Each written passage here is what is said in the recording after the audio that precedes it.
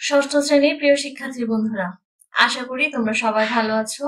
আজ আমি তোমাদের জন্য আলোচনা করব তোমাদের ইংরেজি পাঠ্য বইয়ের 4 ফ্রেন্ড লেসনের 152 পৃষ্ঠায় যে কাজটি দিয়েছে সেটা নিয়ে। 152 পৃষ্ঠার এই কাজটাতে আমাদের একটা লেটার লিখতে বলেছে। এই লেটারটা কিভাবে লিখতে হবে আজ আমি তোমাদের এটা বুঝিয়ে দেব। বোঝানোর আগে তোমাদের একটা কথা বলে রাখি, আমরা যে কাজটা রেডি করি না কেন সবসময় চেষ্টা করব মেইন বই ফলো করার। মেইন বইতে কি লিখেছে, কিভাবে দিয়েছে, আমরা সেটা ফলো করেই আজকের লেটারটা প্রস্তুত করেছি তোমাদের জন্য। আশা করি তোমাদের ভালো লাগবে। চলো তাহলে দেখে নিই। And write the invitation letter in the following way or your way. বলেছে তুমি একটা ইনভিটেশন লেটার অর্থাৎ আমন্ত্রণ পত্র, ইনভিটেশন মানে হচ্ছে আমন্ত্রণ জানানো কাউকে, একটা আমন্ত্রণ পত্র লিখবা। কিভাবে? ফলোইং ওয়েতে, অর্থাৎ বইয়ে যেটি দেখিয়ে দিয়েছে সেইভাবে, অথবা অর ইয়োর ওয়ে, অথবা তুমি যেভাবে পারো সেই ওয়েতে।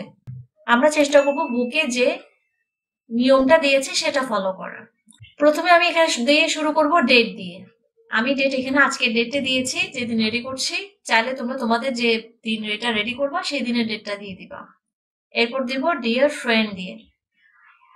এখানে ডিয়ার ফ্রেন্ড দিতে পারো, চাইলে তোমার বন্ধু বা বান্ধবীর নামও উল্লেখ করতে পারো। আমরা লেটারটা শুরু করছি I am very excited to tell you that, অর্থাৎ এই সেন্টেন্সটা দিয়ে, যেটা কিনা আমাদের বইয়ে আছে। দেখো, লক্ষ্য করলে বুঝবা, বইয়ে দিয়ে দিয়েছে। প্রথমে লিখতে হবে I am very excited to tell you that, এই কথাটা দিয়ে আমরা শুরু করব। তো আমরা সেভাবে শুরু করলাম যে I am very excited to tell you that.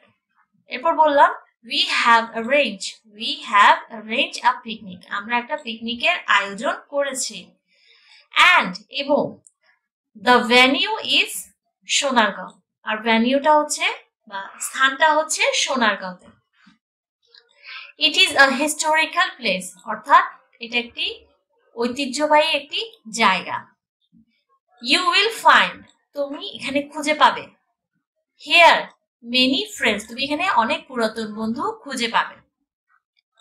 in fact, এমনকি you can gather much experience visiting the place, তুমি এই জায়গায় ভ্রমণ করে অনেকগুলো এক্সপেরিয়েন্স মানে অভিজ্ঞতা, এক্সপেরিয়েন্স গ্যাদার করতে পারবে।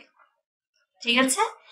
এরপর বলেছে you can also have amusement attending the picnic, তুমি এই পিকনিকটা অ্যাটেন্ড করে অর্থাৎ উপস্থিত থেকে অ্যামিউজমেন্ট অর্থাৎ বিনোদনও পেতে পারবা।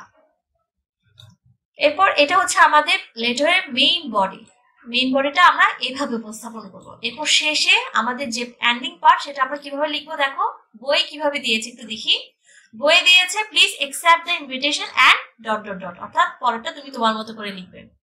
আমরাও বইয়ে যেভাবে শুরু করেছি সেভাবেই শুরু করব যে প্লিজ অ্যাকসেপ্ট দ্য ইনভিটেশন, আমার আমন্ত্রণটা অ্যাকসেপ্ট করো, অর্থাৎ মানে গ্রহণ করা।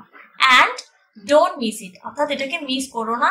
I am eagerly waiting for your consent, আমি তোমার কনসেন্টের জন্য অপেক্ষা করছি।